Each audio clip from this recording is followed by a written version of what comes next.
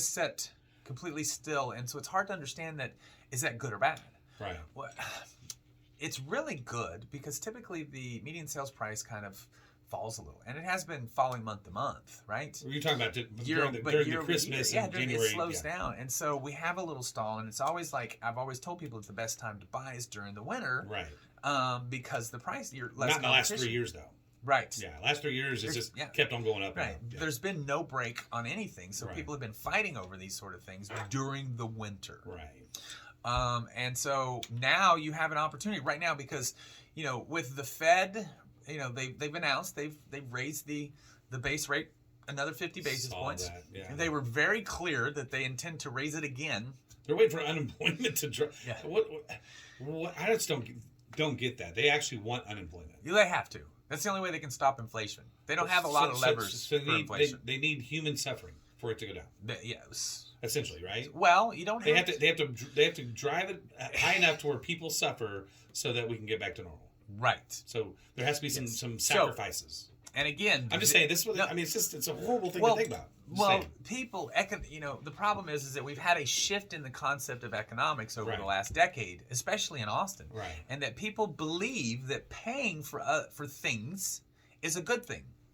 Right? Programs. Yeah, sure. Benefits and programs and all that sort of stuff. Like housing and they believe that's a good idea for that individual, and it's a social, emotional, moral sort of good idea. However, it is not a good economic idea because the money comes from creating it. It's not earned, it's created. Sure. And then it's pushed into the market. And when they push it into the market, it creates inflation. The problem is that it took a lot over the last 10 years worth of doing this, whereas the pandemic, the country didn't know what to do. The country stalled. They shoved money into it. There was no supply chain, so all this money kind of sat around and baked, right? Because you couldn't buy anything. Because it wasn't in the shelves. So, and all these now, all of a sudden, things are showing up, and they're just buying and buying and buying. And it's a different recession probably too because of the COVID. Because people weren't spending, they have a little extra cash, so they're not making as much, and prices are more, but they have more in the bank because they didn't go on vacation, they didn't go buy that boat, they didn't go do that, buy that house, et cetera, et cetera. So they have a little extra money in the bank. And once for now, once the fear of COVID subsided, right? In general. Now there's somebody, people did suffer from that, right? But I'm saying but once the fear of traveling and stuff like it subsided, people just went out and went crazy and started buying things. And I mean, just everybody I know has got the $1,000 grill now and just stuff like that. Hence the supply chain issues. Hence all the stuff that happened because of the masses going out there and spending. Right, and so now we have hyperinflation or stagflation, whereas the inflation's going up, but we have no growth in jobs and things like that. There's just lots of issues, and so that's kind of what has caused all of this. Sure. And so where we're at now is that we do need a recession to stall the inflation, because inflation, we're excited that it was 7.1%. Okay. I mean, yay! 7.1%. That's what we're excited about. Yeah.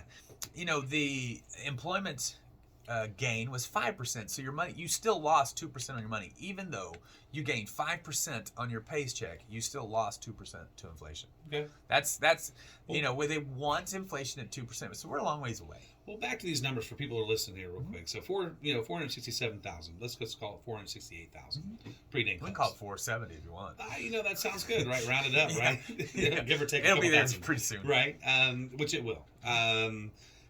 So people out there are still hearing that prices are dropping, right? And it's still being reported. Even though we're seeing the numbers right now, it's still being reported that houses are dropping in price. And they are. They are. From list price. From list. And so they have to. Your 30% of the homes in Austin had a reduction in list price last month, which was up. It was the biggest month ever. Right. But yet we're basically, the sellers are having the hardest. Buyers are having a hard time with interest rates. Sellers are having the hard time with the lack of escalating pricing. So now, if that would be true, right, then your appraised value of your home, you're not selling it, would be less, and that's not true. No, you're not. Your appraised value is not less. It's more. It's more month. Right. It's more every month. It's still increasing, and that's the big difference, right? So people in the news are they're waiting for it to drop, and it's not going to. And I'm just addressing this again because I keep on hearing it, and I hear it over and over and over from other clients.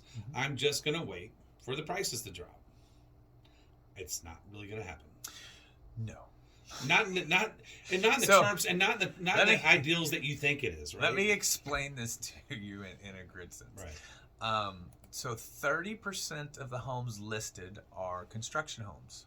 So they cannot be sold. Right. Right? You can't move into them next month. They're to be built. Yes, they are construction homes that will be ready in 3 to 9 months. Right. We've already talked about the supply chain, so that 9 months is probably more likely than 3.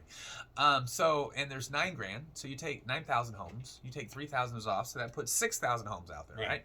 So there's 6,000 homes. So we are in the lowest number of sales in 5 years, I think, it was 7 years in the greater Austin area, right?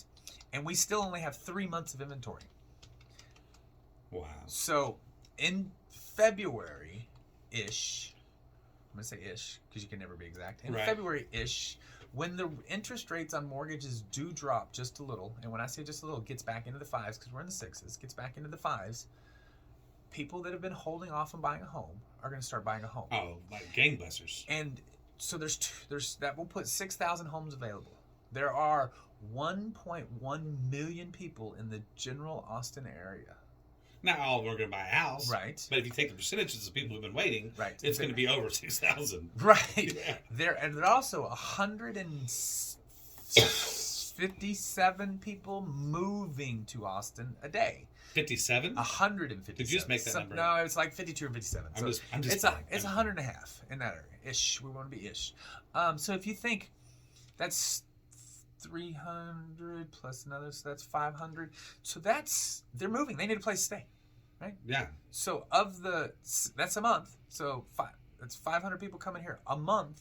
450, 500, somewhere in that area. So subtract that per month. Right. Yeah. So now you have 6,000. Now really you only have 5,500. Sure.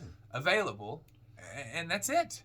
Right. And I'd imagine there's more than that moving here though, because a lot of these companies are getting closer to getting finished. Yes. Oh, it's about right. Yeah. There's a lot of things that are about to change. And the problem is that once that number's going to increase. Once the general consumer believes it's okay to buy a home again, which it appears that will be sometime around February. It's not going to need much. We're going to be out of homes again. You'll have a month of inventory. Yeah. You'll be fighting 50% over. If you're 5.5, it's going to sound great all of a sudden. You can buy that house today. Yeah. Right. You can get a start rate. Please call me on the full details of the 2-1 buy down. But you can get a start rate in the 4s. Yeah. Right? For the first year, you'd have an interest rate in the 4s. Refinance it when the rates are better next year, and you get the house price today, and you didn't have to pay $50,000 over. I just keep telling people. And then add this to it because people don't know this. Because let's just say that the interest rates go down a pretty good amount within a year. And you got a 2-1 buy down. Mm-hmm. Yeah. There's a lot to that. You can still enjoy that discount even on the lower interest rate as well. So that money goes towards your new loan. Yeah. So I think it's call Troy on that one. Yeah, there's a lot to explain on that so that you fully understand it, and I don't have enough time. We only have about 20 more seconds, so I just want to make sure that people understand that. Yeah. But if you're interested, first of all, the middle America needs homes to create wealth. Right, they just don't make enough money to create wealth through stocks and things like that. Yeah. But you need homes to do that. And so if you're sitting in an apartment, you're only just delaying your ability to retire by that much time times 5. Right? Hey, you've been listening to the Home Team with Troy and Wyatt. We hope you've enjoyed what you heard. If you have any questions about anything you hear or see today, please reach out to me at loansfromtroy.com, or you can give me a call at 855-299-HOME. And as always, you can reach out to Wyatt on the Facebook. And that's the Home Team 512. And this segment is brought to you by Security National Mortgage, where we turn houses into homes by financing your American dream. See you in just a minute.